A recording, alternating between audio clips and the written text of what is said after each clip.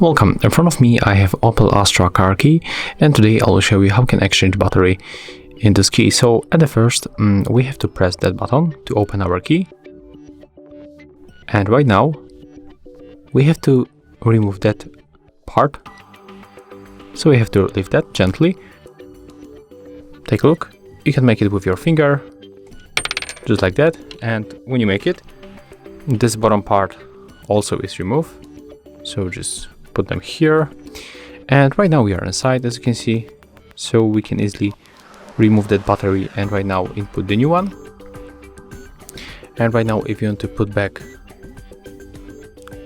these parts, you have to start from this one, from this metal part, and you have to put it like that, then press a little bit, and right now get that plastic material, that plastic part, and put it here.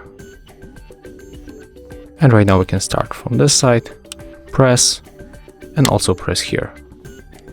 As you can see right now it's done. You can close your key, and basically that's all. So if you find this video helpful, remember to leave a like, comment and subscribe to our channel.